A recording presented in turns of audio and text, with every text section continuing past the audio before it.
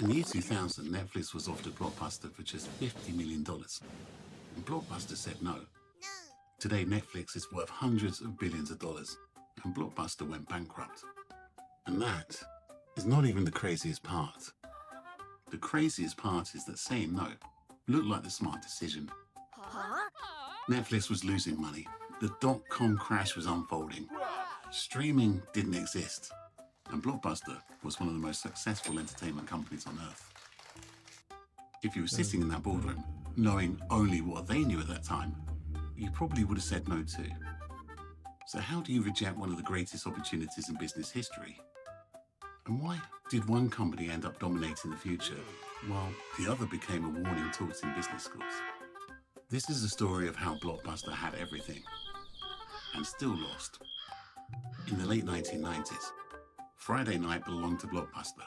If you wanted to watch a movie, you got in your car, you drove to a blue and yellow store, you wandered the aisles, argued with your family about what to rent, and hoped someone hadn't already taken the movie you wanted. It wasn't perfect, but it was normal, and Blockbuster owned that experience. At its peak, the company operated more than 9,000 stores. They employed over 60,000 people, and they served millions of customers.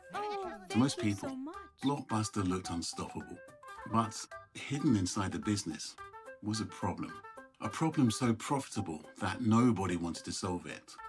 Late fees. If you're too young to remember, late fees were exactly what they sound like. Return a movie late, and you pay a penalty. Simple. Except those penalties were generating enormous amounts of money.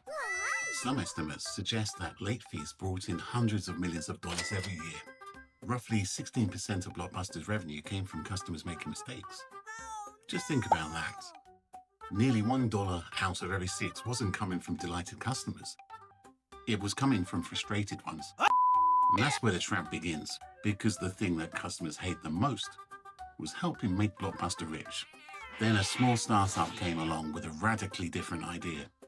Instead of making money from customers' frustration, what if you removed the frustration altogether? That startup was Netflix. Netflix launched in 1997. And back then, they weren't streaming movies. They mailed DVDs.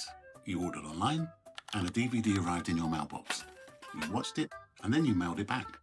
There was no driving, no searching shelves, and no wondering whether the movie was available. And certainly no late fees. One of Netflix founders, Reed Hastings, reportedly got the idea after receiving a painful late fee for a rental. Now, whether that story is true is still debated. But one thing isn't. People hated late fees. Netflix built an entire business around eliminating them. And Blockbuster, well, they thought that was ridiculous. Stupid. Why? Because from their perspective, late fees wasn't the problem. They were profit. Imagine owning a business where 16% of your revenue comes from customers making mistakes. Would you rush to get rid of it? No way. Probably not. And Blockbuster didn't. And then something unexpected happened. Customers loved Netflix. I love you. Not because it was exciting, and not because it was revolutionary, but because it made life easier. And this is one of the most important lessons in business. The winner isn't always the company with the best product. It's often the company that removes the most friction. Netflix made renting movies dramatically easier. And slowly, customers noticed. Oh yeah. And then came one of the most famous business meetings in history. In 2000, Netflix was struggling. The dot-com crash was crushing technology companies. Investors were nervous. Money was tight. And Netflix was running out of options. So Reed Hastings and Netflix co-founder Mark Randolph, they approached Blockbuster. They weren't walking in from a position of strength. They were looking for a lifeline. Their proposal was simple. Buy Netflix. The asking price? Around $50 million. Today that sounds absurd. But back then? Well, Netflix looked like a risky DVD mail startup that was losing money during a tech crash. Blockbuster looked like the future. Netflix looked like a gamble. And that's what makes this story so fascinating. Blockbuster wasn't choosing between success and failure. They were choosing between two futures, and they picked the one that looked safer. The answer was no. Netflix walked away, and history changed. Here's the part that most people don't know. Blockbuster actually saw the threat. They weren't blind. They launched their own online DVD service. They even copied parts of Netflix's model. The problem wasn't awareness. The problem was commitment. To beat Netflix, Blockbuster would have needed to disrupt its own business. Imagine owning thousands of stores and realizing the future might make them obsolete. Every decision becomes painful. Ouch! Every innovation threatens your existing revenue. Netflix had no stores to protect. Blockbuster had thousands.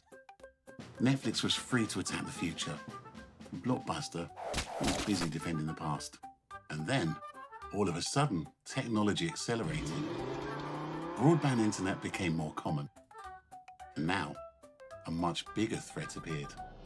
Streaming. This was the moment everything changed. Mailing DVDs suddenly looked old-fashioned, and Netflix saw where things were heading. They invested heavily in streaming. Many people thought it was crazy. The internet wasn't always reliable. And video quality, it wasn't great. Why would anyone watch movies online? But Netflix wasn't betting on today. They were betting on tomorrow. And they were right. Blockbuster, meanwhile, was drowning. Store costs, debt, declining rentals, changing consumer habits. Everything was moving against them. In 2010, Blockbuster filed for bankruptcy. The company that once dominated movie rentals had collapsed. Netflix survived, and then exploded, and then transformed entertainment itself. Today, Netflix produces original movies, TV shows, documentaries, and global hits watched by hundreds of millions of people. And it all traces back to a moment when a $50 million acquisition seemed unnecessary. Here's the wildest fact of all.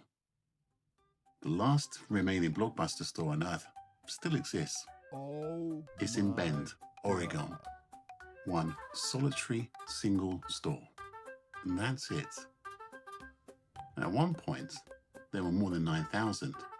Now there's one. Just think about how quickly that happened. One generation grew up believing Blockbuster was permanent.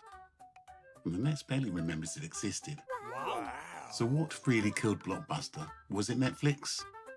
Not exactly. Netflix was the trigger, but Blockbuster's problem was something much bigger. Success. Success convinced them their model would always work. Success convinced them their customers would never change. Success convinced them they had time, and by the time they realized they didn't, it was already too late. And that's why this story is still told in business schools. Because somewhere, right now, another company is making the exact same mistake. Somewhere, a market leader is laughing at a tiny competitor. Somewhere, a startup is being dismissed as irrelevant. Somewhere, the next Netflix is being ignored. And the people ignoring it probably feel the same way that Blockbuster did. Confident, successful, certain.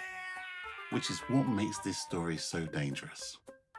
Because that's exactly how Blockbuster felt too. So the next time someone says, "We've always done it this way," just remember that Blockbuster said the same thing. And we all know how that story ended.